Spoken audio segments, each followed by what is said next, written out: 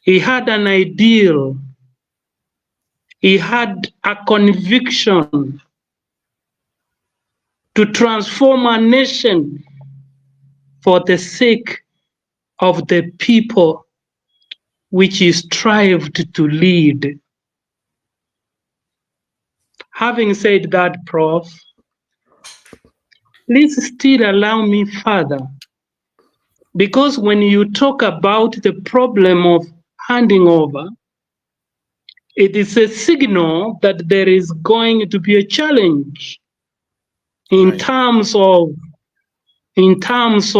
peaceful power transfer or responsibility transfer to the new leadership. I still further want to cultivate my beginning in making this discussion by stretching my mind to the United States. Martin Luther King Jr. You know, one time he said, "To you all my friends, we may be facing the difficulties of today and tomorrow, but I still have a dream deeply rooted in the American dream, that in the red hills of Georgia, the sons of the slaves and the sons of the slave owners will one day sit at the same table of brotherhood." More personally, I have a dream that my 4 little children will live in a nation where they will not be judged by the color of their skin, but by the content of their character. I have a dream. End of quote from Martin Luther King Jr. Why have I labored, Professor, to go through all of these 2 quotes from this great man? It is because when there is an attempt to refuse to hand over power, when in fact all processes have been put through the diplomatic path, then it is a signal that there is one party which is trying to defer and outstep the democratic process. And having said that, you asked me a question as why should someone refuse to hand over power? And what is the meaning of this? The reason why, in fact, most leaders do not want to accept to transfer power, I think first is because of the comfort they have felt once they have led in a certain period. One great leader said, you know, comfort is very difficult to dispose. You must fight for your own independence from it. And any leader who has a desire not to hand over, the first thing he needs to focus on is the comfort the position gives. This is the appeal I want to make to any of those leaders. Number 2, one other reason is maybe of fear that if others take over the leadership, if there could have been other things he or she didn't follow, either constitutionally as a leader, he may be followed and maybe judicial actions taken against him. Or I think for me, from my own perspective, those are the things which may make one, to hand over power. Thank you so much for that presentation. But let me ask you this question as well, deliberating on your as you answer my question. Something came to my mind as the kind of leadership they present, because it spoke about comfort, but also fear of potential judicial consequences. Has it that to do with the kind of leadership, how they lead a nation? Because I understand that in a democratic republic or constitution, the resources belong to the nation, and there's got to be sort of an equitable distribution of the resources. And then why would they want to lead in a way that they know is going to put them in not go strings with the judicial system? When is that? When does their leadership fail to the point of not wanting to hand over the power, want to remain in power, knowing that I've lost the election, we lost the election actually, but then we don't want to let go of comfort? Because when we talk about comfort in Africa, most leaders, they sort of snatch to themselves most of the resources within the country. And by the time, if you look at the way the economical status before and after, there's a huge difference. So the question of comfort is sort of taken care of. Probably, excuse me, probably they could fear most are the potential judicial consequences. So let me say I want to run for power. What can I do now to avoid being the same situation as they are? Because I noticed in my country, this has been I think the seventh electoral place people went to or voting for, and we have the very same political power still remaining in power, yet allegedly they lost at least 6 of those. But they make sure they insist they use all the means possible to stay in power. And if you look at our present political situation, it's even the worst, because you can clearly see that there's someone who has, so to say, the constitutional position as the president, but there's someone else who has the crowds, the masses. And in a democratic republic or constitution, we say that power resides in the people. And these same people are the ones who clearly, openly support, sort of quote unquote, the opposition leader. Now, how do we handle this? Let me say, look at the future leaders. What can they do to avoid this similar situation? Thank you, Professor, for that question. First of all, I think you have heard the common adage that goes that that power corrupts and absolute power corrupts absolutely. Professor Mateus, I don't agree with that. Let me put it this way. Power reveals the character of the power holder, and absolute power reveals his character absolutely.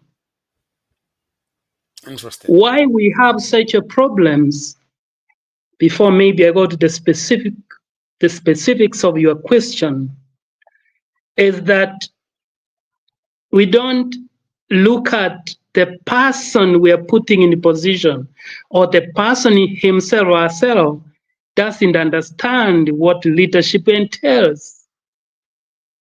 Because leadership is the capacity to influence others through inspiration, motivated by passion. You must have the passion to lead and liberate your country. I said motivated by passion, generated by vision, produced by purpose, and ignited by a purpose. But do we have leaders who meet all those or that criteria? We don't. You know, Professor, you can be very visionary, but still you don't have values. So vision, for example, is not enough for leadership. We must look at values. You can be very powerful, but you are not principled. You don't have principles. Right. You see, you can be very professional, but you have no morality.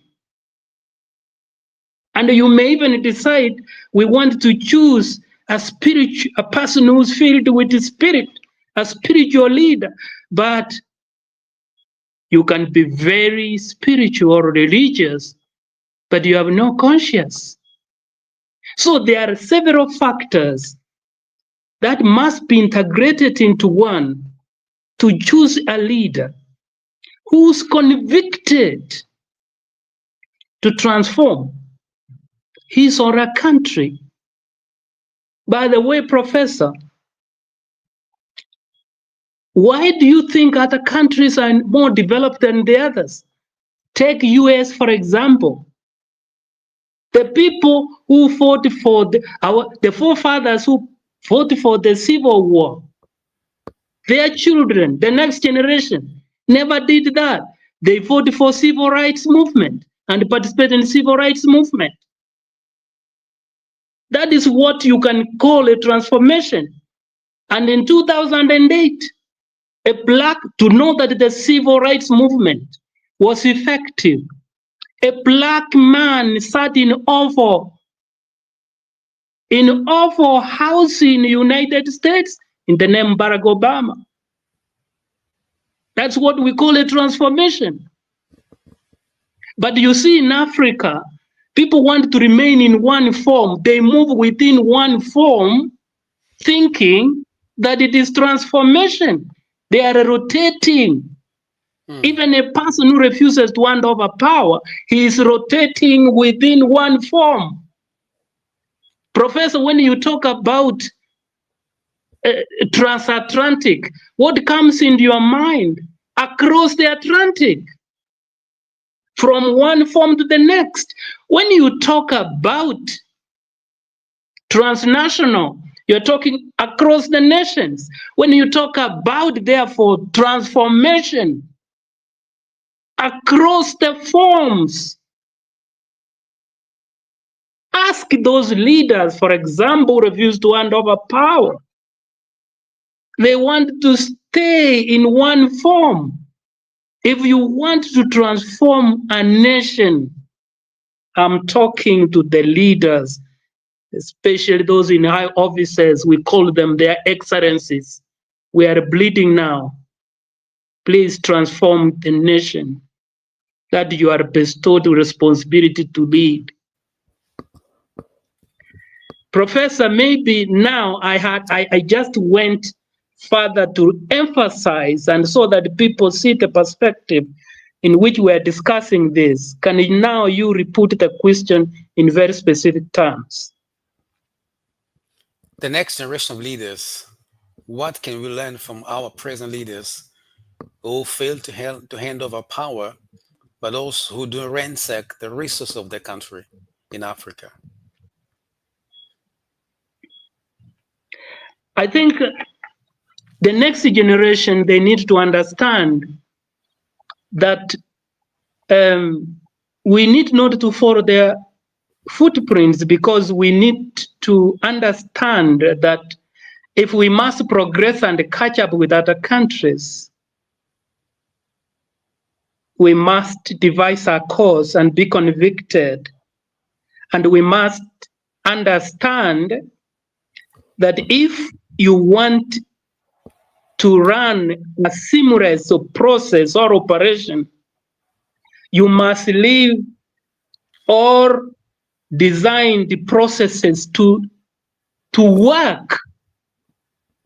I don't know, Professor, whether you have taken dinner, but do you know how digestion takes place?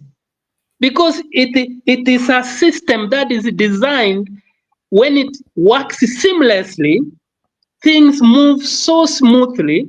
That's why we're discussing here. The next generation, which you asked how we can learn from the current one, is that we must respect systems. When systems work seamlessly, there is joy and there is growth in life. Can you imagine, Professor, if you were asked to sit down and start to digest your food? You wouldn't make it, because you are interrupting a system which was blessed there by God. So the first thing I think I need to urge to our leaders is, once systems have been put in place, they need to be respected. And even a person has a grievances, there are ways of solving such grievances, because there is also a system or a process of bringing it up. Prof, that's Yes, what sir. I would say. Yes, sir. As we're talking, something came to my mind. Where does leadership actually begin? At home, on the streets, or in the office? Because in most African countries, you were talking about the lessons that the next generation, the younger generation, can learn from the elder ones, the older elder ones. But you find that in some countries, like my nation, the regime in power has its own school. They train young people to act just like they did. And before they actually can trust you with the higher positions, they test you. You can find so many young people, educated young people, you know, standing or on a TV show or whatever, defending issues that he knows they're not true, they're not real. But they have to do that because, number one, they're members of that political party. Number two, they want to look good before the leaders. Number three, they want to make sure they do that because they want to make sure or certify that they'll be trusted with higher positions in the future. So it's not really about integrity, about character. It's about pleasing those who are in power so that they can trust me with a higher position so that I can continue perpetrating corruption and all that they were doing before. If you pay close attention in most African countries, those that are in power, they control the resources and they make sure that they manipulate the resources on their behalf at the expense of the masses, to the point that we no longer think with our normal or minds, we think with our stomach. We begin to live through our stomach. And then when they give you a position, like you get a job or something like that, and they make sure that you understand that should you go against us, you might lose your job. You're losing your job, it's you starving, not you alone, your family, your wife, your children, and whosoever depends on you. So it's like they do this intentionally. So how can we come out of that, for instance? Well, thank you very much, Prof. I think, I don't know whether you have read a verse in the Bible which asks a question: how can the blind lead the blind? Right. How can the blind lead the blind? The people who are even purporting to train the youth themselves in terms of developing and changing a nation are blind. We have a culture of ego, a culture of big man syndrome, a culture we call the black club syndrome.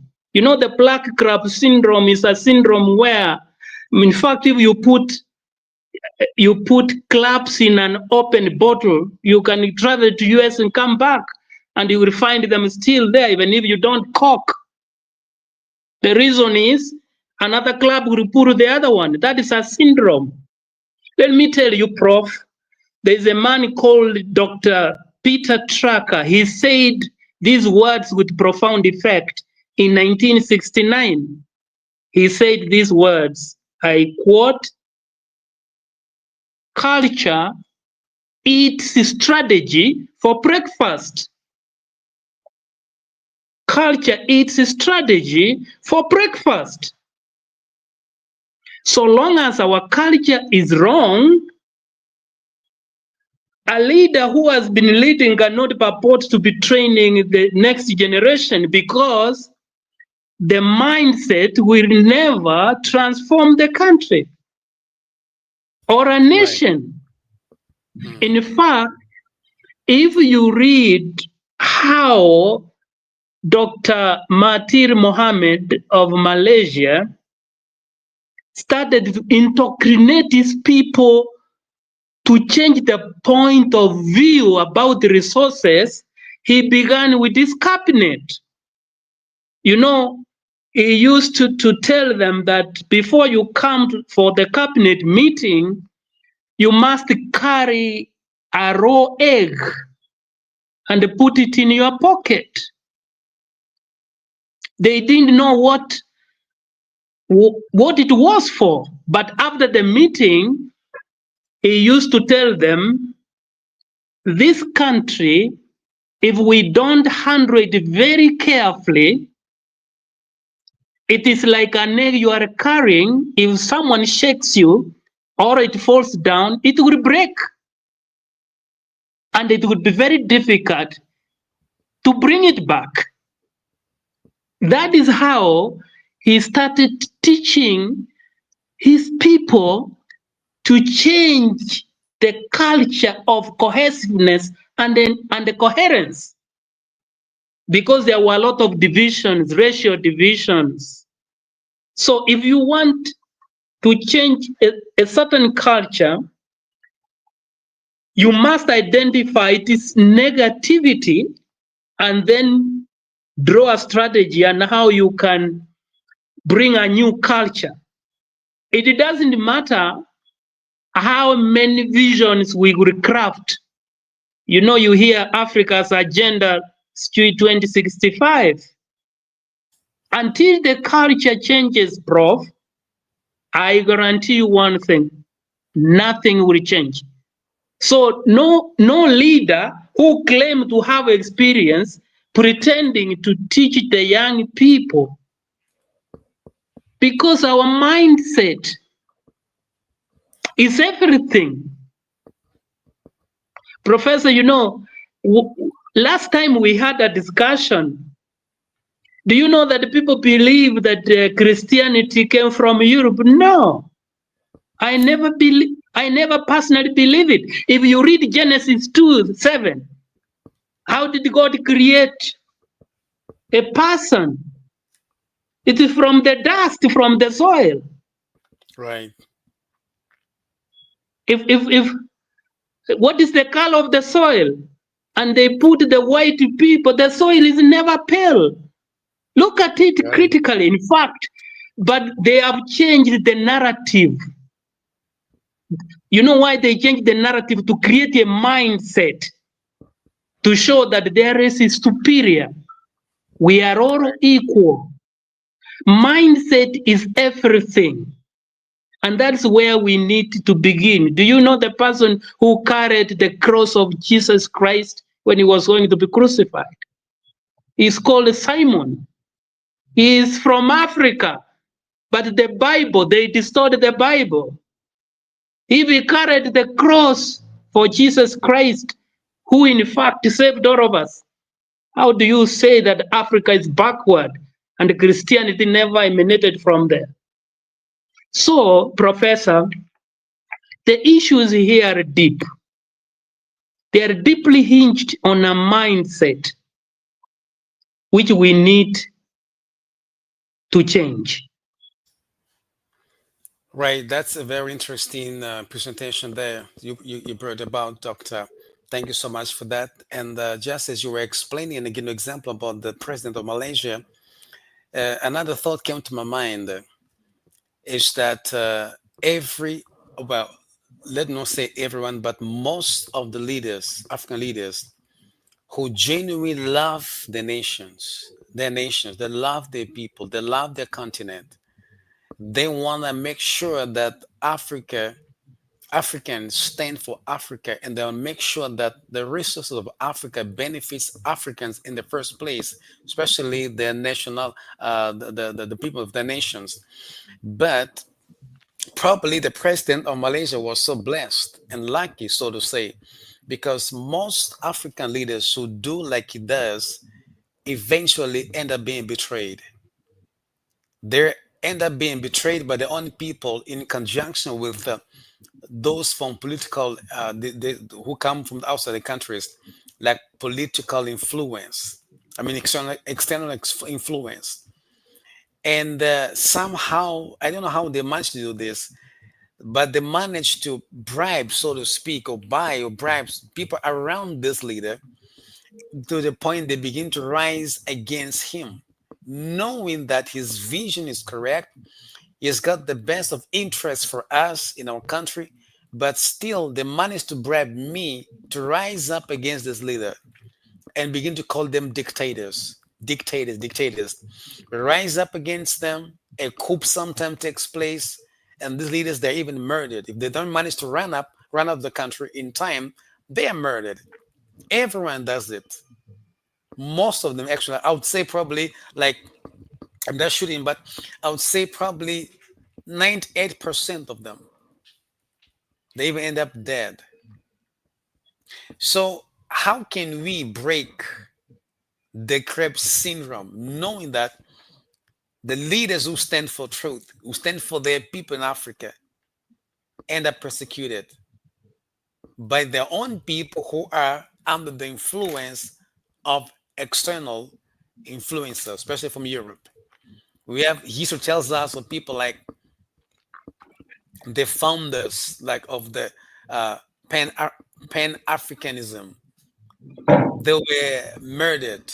Most of them, they were assassinated by their own people who were somehow convinced or bribed, so to speak, by, you know, Europeans and sometimes those from Americas.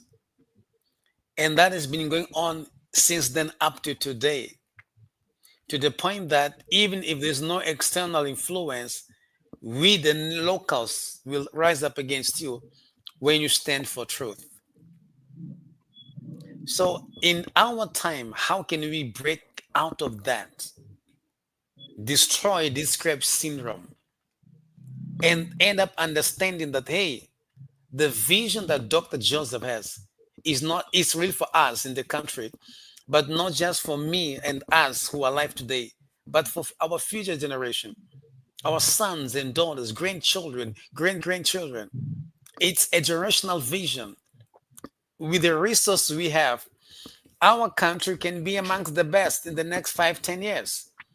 And this is the vision that, if we submit and succumb to the vision of Dr. Joseph, our nation will change.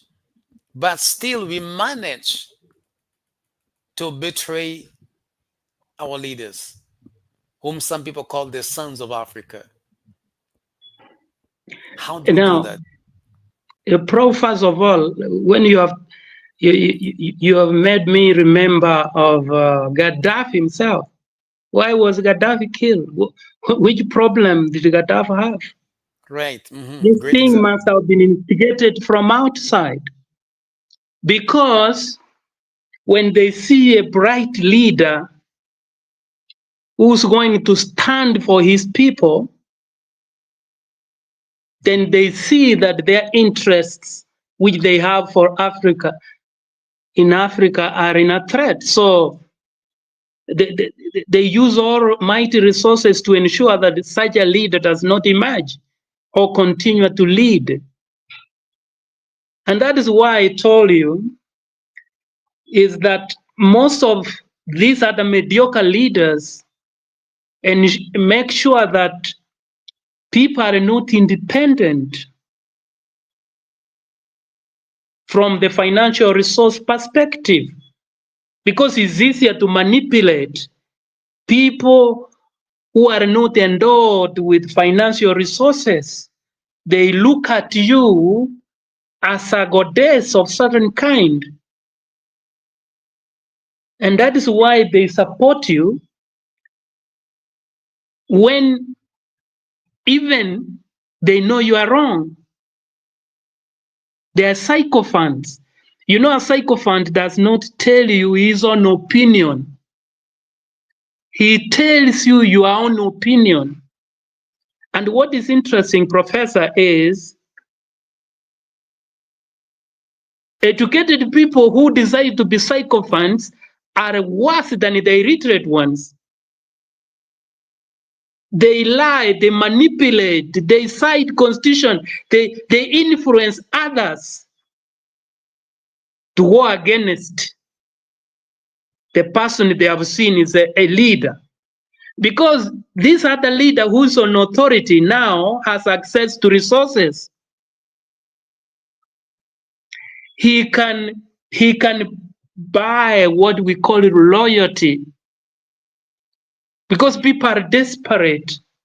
And this is why I told you that poverty in Africa is a disease. In fact, Africa, we don't lack resources. Africa, we lack resourcefulness. Now, Right. if professionals, we must begin a new narrative of becoming resourceful so that we cultivate these enormous resources that we have in Africa, which in fact the people from outside are scrambling for it, until even us, middle class, stand up, especially professionals. I think we are very far away from transforming Africa. And you know, I don't, has it ever shocked you that if I give you one case, that West Germany, for example, does not have a single tree of coffee? Hmm. It doesn't, a single tree. But it earns from coffee 6 times more than all African nations combined. Sure. What is the problem? That's why I said Africa, we don't lack resources. We lack resourcefulness. Why should we export coffee in sacks? Why can't we finish it here in Africa as a final product and distribute it all over the world? Those are things we need to discuss, but you hear people in authority talk. It's just talk. Talk just simply mean that. Yeah? You know, your mindset is reflected through action. That's So true. they just talk and you hear them. You know what, Prof, what makes me more annoyed is that the people here whom most citizens dance for,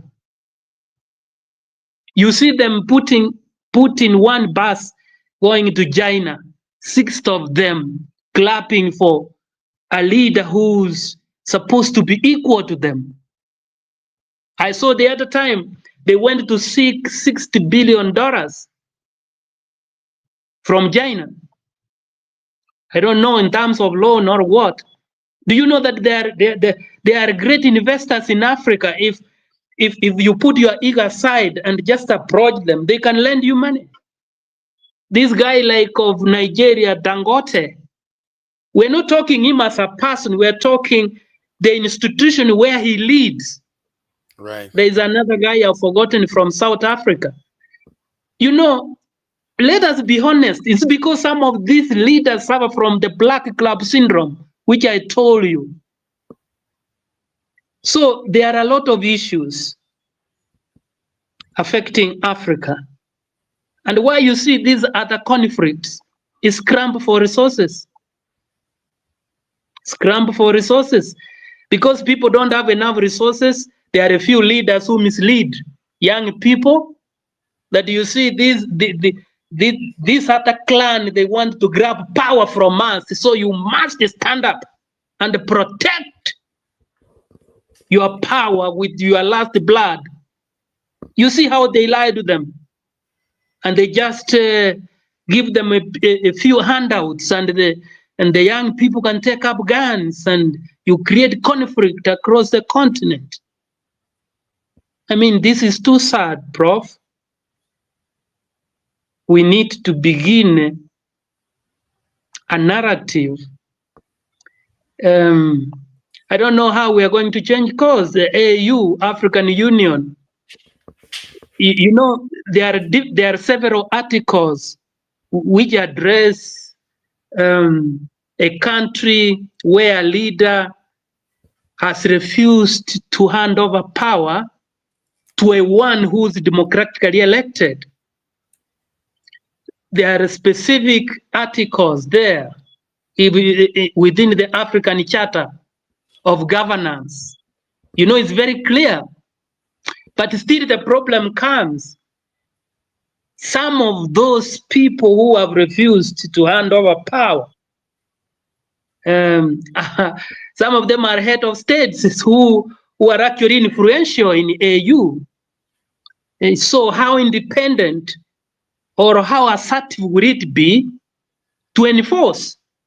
For example, if country A refuses, a leader has been defeated, refuses to transfer power to a newly elected one, there are very specific provisions in AU, by the way, specific articles that say if you refuse, for example, you read Article 23, subsection 4 there, it's very clear, and the sanctions are very clear, except sometimes AU applies some of those sanctions selectively. You know, there are two ways. There's what we call the principled way, and there's what we call the pragmatism way, where they look case by case. Maybe they can consider. I think you remember the case of Egypt and Zimbabwe and Madagascar and Sudan, where there have been revolt. You know, the way the AU applied vis-a-vis other countries like Burkina Faso is different, because, you know, there's a difference where there's a difference how you can apply these articles. You look at what is the nature of overthrow of a government. And I have looked at those articles, and vis-a-vis what the AU did, it is not consistent. Meaning, AU is not absolutely independent. We can use AU, what we call the African Union Charter on Governance, to address some of those issues. You read at the charter, and if you know any nation that has a challenge as professionals, you can go through the charter and now demand that they enforce the sanctions against whoever has refused to transfer power. So for me, if AU had a lot of teeth, I think is one way we can address some of the challenges that African nations face, especially during toppling a democratically elected government or during transfer. of power. And what can be done to protect the sons of Africa, those who are ready and willing to die for the liberation of their people, their nation, their resources, and the continent at large? In spite of all that's happening in the world today, there are still few people that rise up and they still who are ready to die for the liberation of the nations and the resources from tyranny and also from external influence. The AU is failing a lot. The AU could not stand for people like Gaddafi and many others. Even right now in my country, like I said to you earlier on, we had elections last year, and the men that won the elections applied, asked for help from the AU. They were so quiet. They never said a word. Later on, one or other person, president, began to speak, but of course they are in favor of the independence regime, like I call them. So it's like they've written their charters, they have their documents, but they are practicing something else. It's like they're not really for Africa, they are for their own personal ambitions and intentions. Now, how do we protect the sons of Africa? Those are rising Um, today and standing for their nations. you know, there's one American philosopher. He died recently, maybe a week or so. May God rest his soul in peace. His name is Noam Chomsky. Some of these manipulators, leaders, what they do to their people, they falsely portray that a great leader, assuming a great leader who's emerging, is a more dangerous enemy to them than himself. Are you getting how he brainwashes? He made that Yeah, philosophical statement that these they people, do. before they start to manipulate the citizens, they do what they call postulation. They postulate before they manipulate, Mm, mm, mm, mm, mm. and they Right. start to to to to, to have brainwash the followers that that person is a more dangerous enemy than himself. So he portrays himself as a savior. So if you allow that one, he will destroy you in a second. True. True. So you are on the safe side if you walk with me. That is how they behave. The first thing to do is to destroy this kind of cheating, this kind of narrative, which is making the followers believe. But the question is, how do we destroy such narratives? That's the question. Prof, um, it isn't easy. I can't say that it's 1, 2, 3. Right. You see, even the person I quoted first, Martin Luther Jr., died. Struggles, people die, but we must begin the narrative. In fact, for me, one way is if Africa was to unite, and now we have the power of social media. There is a way, in fact, we can call upon such a leaders if we see why do we use our smartphones in doing things that don't matter. If you are from the South African part and there is an issue, do you know that we can join hands and send 1 million messages to such leader? He will flee the country. We can appeal to AU. We can appeal we document all of these evil acts together. That is why, Solomon never fought the battles or the wars like his father David. So we have opportunity to fight wars in our generation in a different form. In fact, can I tell you there is a leader in one of the African nations. One of the loyal family was making a feast to that country because the leader was not behaving well. The youth wrote almost hundreds of thousands of messages to that loyal family, and they cancelled the trip. I hope you see what I'm trying to say. King Solomon never fought the battles the same his father fought. He fought a different way. And I've told you, especially nations which face challenges of either people defying to hand over power, there's a way. Can you feel 1 million messages to the inbox of the chairman of the African Commission and tell him this is what we want? Can you invoke the appropriate article without due influence? Because it is not easy, Prof. It's not easy.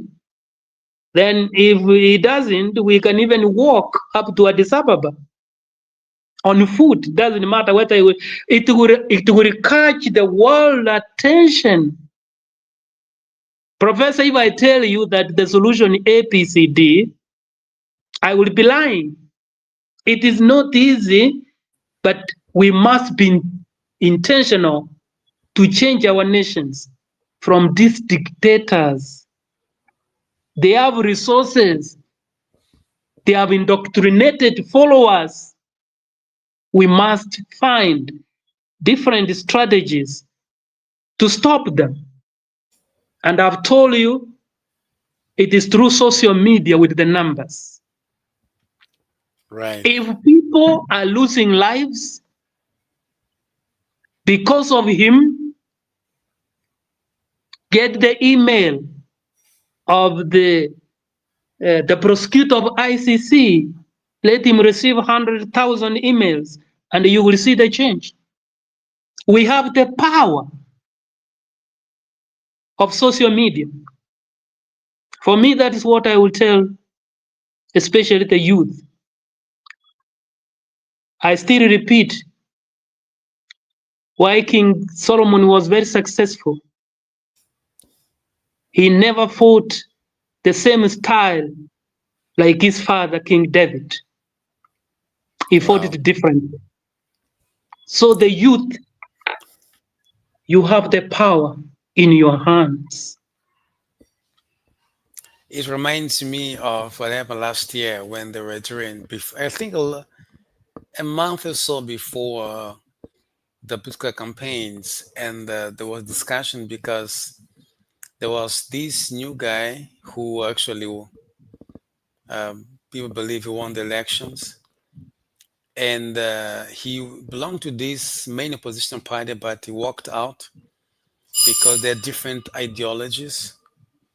And what happened was that there were there was these journalists and political activists were debating on our national TV station, and they were saying that he had no chance of winning the elections because he was new, he came out from this political party, and all he was doing, or maybe he was mainly capitalizing on social media.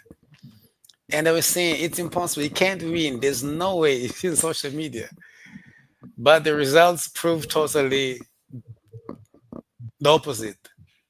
He did capitalize a lot on social media, and eventually it took him to the place where he got to be political wise. So that's true what you're saying. That's the same what's true what you're saying.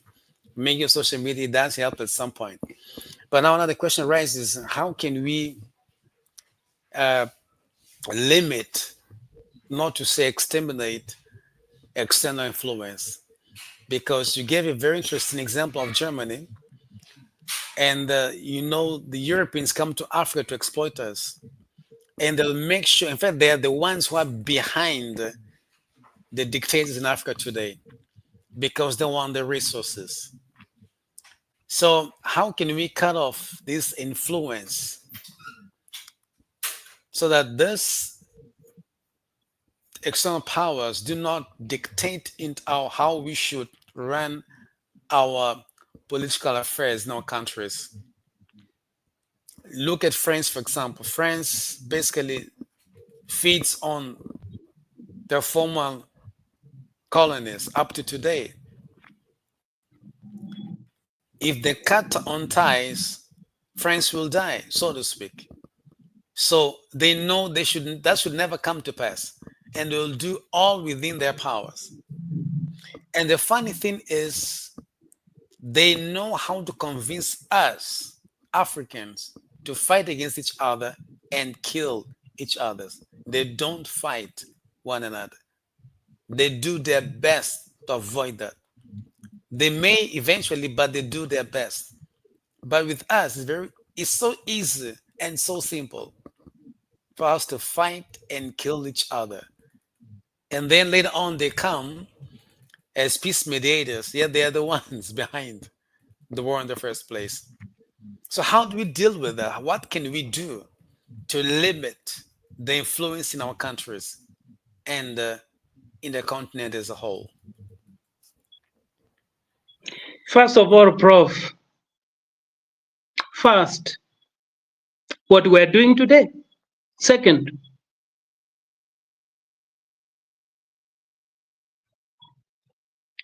one philosopher said, the best way to keep someone in prison is to make sure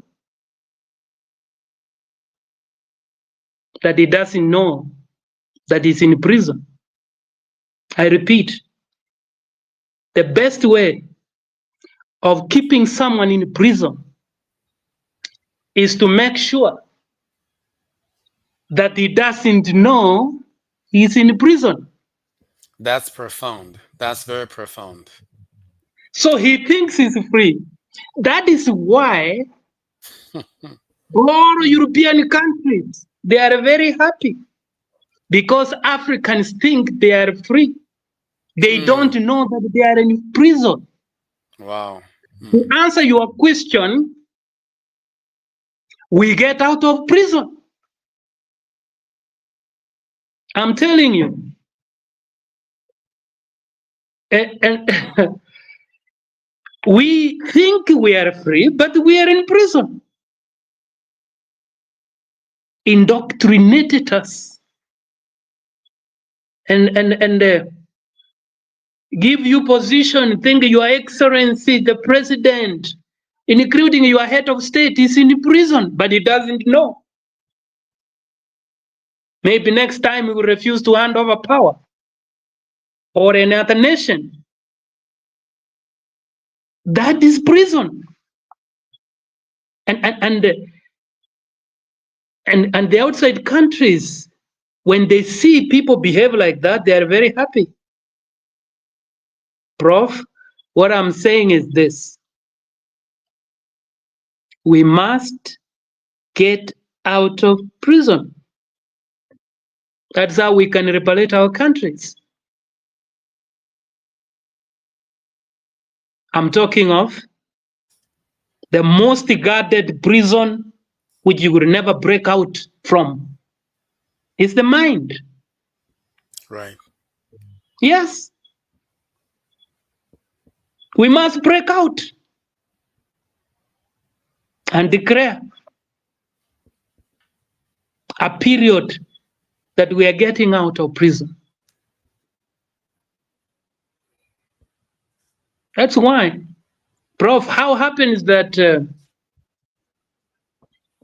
Prof, have you ever imagined if our leaders are not in prison?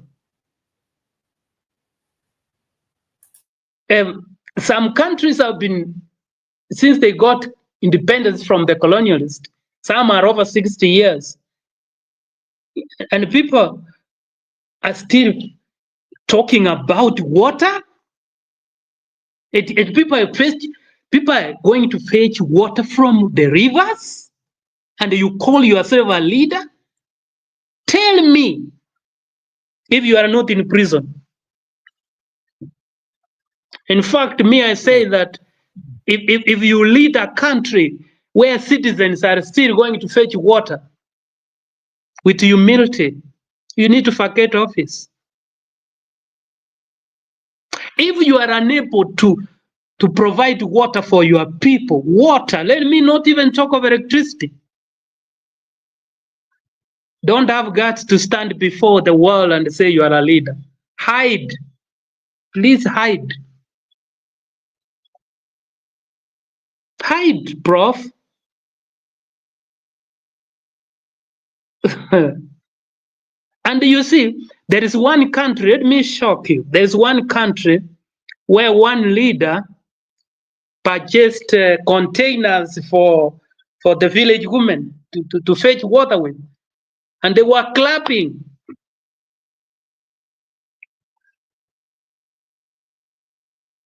I mean, it's heartbreaking. Prof, we need to leave prison. And I repeat, the best way you can put a person in prison is to make sure he doesn't know that he is in prison. That is exactly where African citizens have found themselves in. Even these leaders who lead us, they are imprisoned by the Western world, and they are not aware. That is why I like a podcast like this. Maybe, who knows, one may get an idea and they may get out of prison.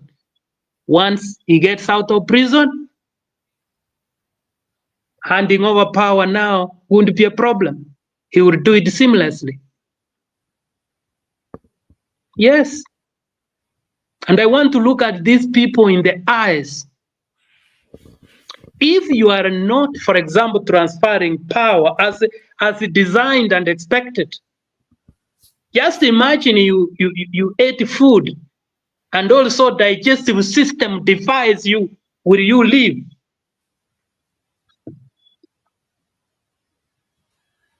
Let them think about it, Prof. That's all I will say as far as that question is concerned.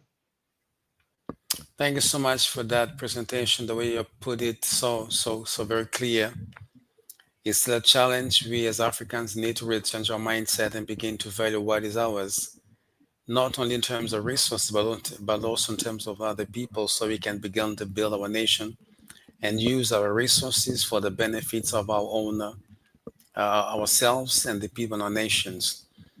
We are just moving towards the end of our conversation, Dr. Joseph. It's been a pleasure to be with you. Maybe one more question that came to my mind is that when a political independence regime refuses to hand over power, what can be done? Because you find that they are now in power by force. And in some instances, you realize that all that they have just the guns. They don't have the people by their sides anymore. What they do, they keep on hunting those who support the opposition. They hunt so called unquote right leaders, and they can kill cold-bloodedly, no remorse. And those who are in power won't even comment about that. You ask them questions, they want to respond. People are just dying like chicken. That what can be done? Because I give an example of what's happening in my country right now. Almost 1,000 people has been killed, supposedly by the police. Those who are supposed to be actually who are supposed to be neutral they clearly stand by and with the regime. And then on social media, people are saying, "Give us guns. We don't want civil war." The man himself does not want civil war, but people are killed almost every single day.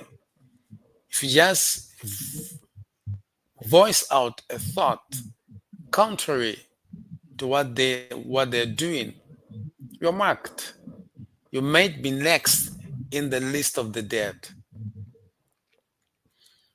What can be done? Because now there is oppression, and we have people who can't voice their thoughts.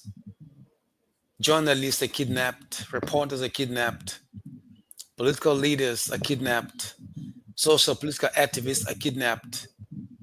They can be beaten on the streets. I told you, I think 2 days ago, some guys were shot. I mean, tens of bullets. It's like now they're using oppression, they're using fear, and can't understand that the former narratives don't work anymore. We want to stay in power by force. What can be done? You apply for help from the AU, none comes. You apply for help from the UN, none comes. Because most of these people, they benefit. They have contracts. They know what they're exploiting from this country behind these leaders. You spoke so well about give an example marching to Addis Ababa, all that. But all these people, somehow they seem to reveal that they work together. They just sheep from the same fold. What else can be done? I don't trust like the idea of war. I don't at all. I don't at all. But maybe just before you see you venture your thought, we have come to a very dangerous point in my country where people don't fear death anymore. Young people don't fear death anymore. They'll tell you, "I rather die so that the next generation can be free." It's the same position that those who are in power before I was born they had during colonial days. They came to a point where they feared no more death. They're ready and willing to die for the liberation of the nation and the people. 50 years after that, a new generation comes and says, we are ready to die to liberate the nation from tyranny and from black colonizers." What else could be done to get peace in the country, but at the very same time liberate the nation and the people and have a true democratic nation in Africa, African states? Um, Prof, that is very chilling to hear that young people have lost lives just because of power. But before I say how, let me maybe address any leader who is in position is listening to me today.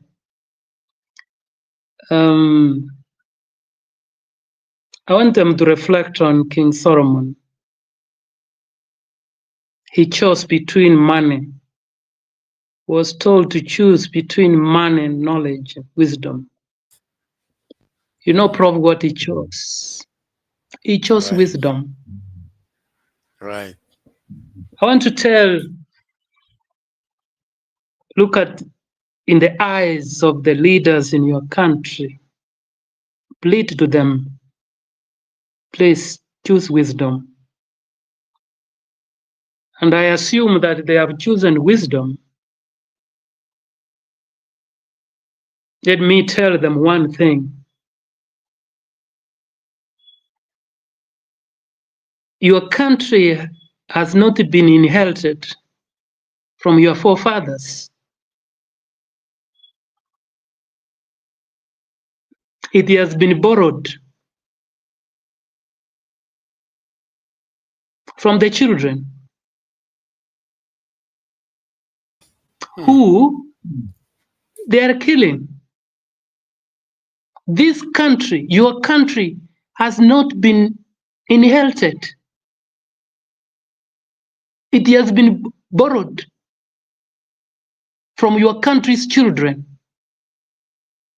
And they have the obligation to return your country to the children with interest. I repeat, your country has not been inherited from your forefathers. It has been borrowed from your children and the young people. And they have obligations to return that country or your country to the young people and the children with interest. Return it back with interest. And they must know the consequences of not repaying the loan which you have borrowed. Return, pay back the country to the children with interest. The fact that the children are underage, you should not use your position to undermine them, should exchange them. Even the courts of law, both locally and internationally, cannot accept. That is the appeal I'm making to them. And they had better know that. And any African leader listening to us, our discussion tonight, any country you have been bestowed to lead, we didn't inherit it. You borrowed it from young people. You must return it back with interest. Let all the leaders in your country return it back with interest. And that behavior is not good. I doubt whether they will return with interest, but they are obligated. Number two, you asked me a question. What can you do? One, Prof, when you take a flight, you hear the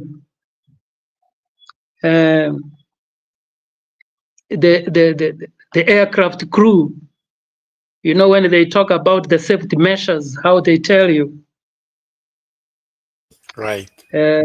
On your left or right, there is if you feel any turbulence while we are in motion or in the flight, and then mask drops, please pick the mask and save your life first, and then save others. Or what I want to appeal to the young people in your country, let them take care first. There are ways we can agitate for a reversal of that behavior. And you asked what you can do. Don't get tired. I want you to tell all your citizens who are against those who have refused. Generate 1 million messages. Send it to UN. Get the address of all leaders worldwide, Africa. Put pressure in AU. Put pressure on the most influential leaders in the world. Begin with Trump. All leaders. Begin with the UN. Send them messages. Use the social media. You don't need to abuse anyone. Document those cases. Send them. Get the African AU chart on governance. That's what we call it UCG, and constitutional UCG. I don't know. It is under UCG charter. That is what? And constitutional something governance, and constitutional change of governance under that. And read through the articles and raise petitions. Don't get tired. Send them again and again and again and again and again. Prof, you are a Christian. Trouble them 7 times. Trouble them. You know what the Bible says? You remember the person who troubled and they said, we are tired. Give him. Write and write and write and write. Please, I would advise young people, please don't take up guns. No. Amen. Don't. Why I'm saying don't? Your leaders listened to our discussion. So it's not going to kill you anymore. Put the guns down. Amen. That's what I would say. In fact, you remember what the English poet John Donne said? Every man is a piece of the continent. I'm addressing the leaders. It's a part of the main.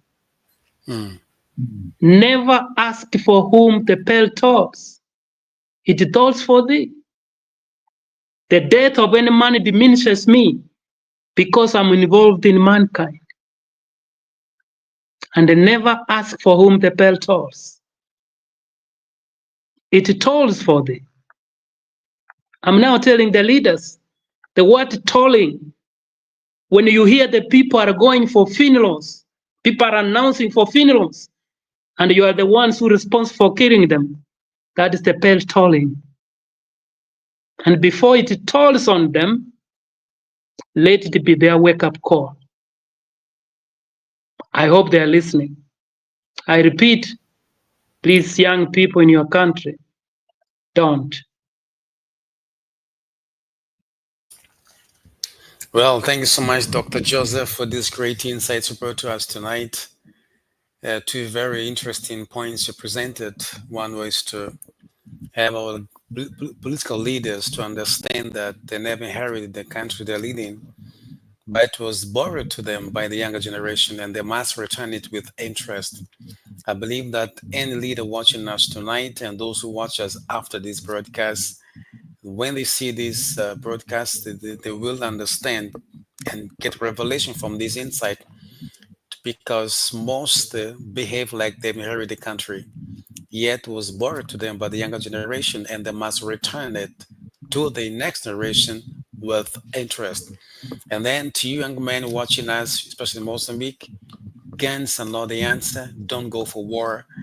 These are great suggestions that Dr. Joseph presented to us tonight, that we should not never give up, of course, on putting pressure, not only just on the political leaders in the country, but also outside the country.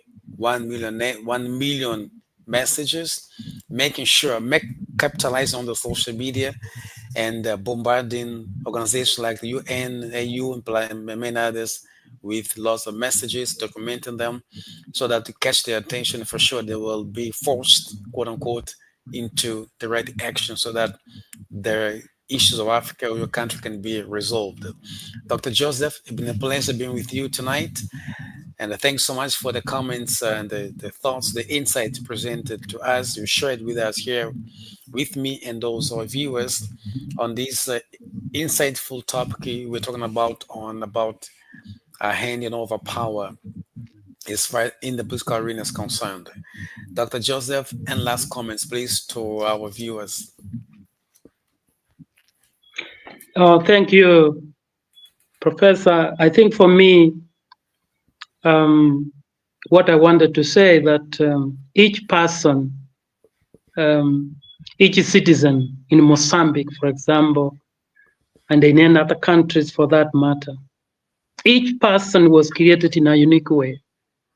And Right. that's why personally I believe I am an answer to a question God knew could be asked in my generation. And I want to, particularly because you're hosting me from Mozambique soil, Right. let me address the citizens of Mozambique. And I want to Hmm. say sorry for the challenges that you face. That each Mozambican citizen was created wonderfully by Almighty God, that he or she is an answer to a question God knew could be asked in their generations. The challenges you face, each one of you has an answer. One can provide resources, one can provide technical, and answer this question of inhuman treatment of the Mozambican people. Because each person was created wonderfully, is an answer for the question being asked in Mozambique. Stand up and answer the question. The question is to the leaders, why are the people who lend you the country suffering? Why can't you pay back the country with interest? Stand up and answer the question. That is to the leader. Because you said you are a leader. And for the others, you know your gifts. Use them to give the Mozambican the question, answer the questions they are asking. May God bless you as our people, as our brothers from the South African side. We will put you into prayers, and God will help you to overcome these unprecedented instances of insecurity. And may God, like Saul, be charged and turn to Paul. May your country experience a Damascus moment. Thank you very much, Professor, and may God bless you. Amen to that. Thank you so much, Dr. Joseph. Been a pleasure having you in our meetings tonight. God bless you, and looking forward to seeing you next time in a future episodes of the African Civility Show. God bless you. Bye bye, Dr. Joseph. Ladies and gentlemen, thank you so much for being with us. This was the African Civility Show, the edition of the 13th of March, with me, Professor Mateus Mutola. Looking forward to see you next time. God bless you. Enjoy the rest of the week.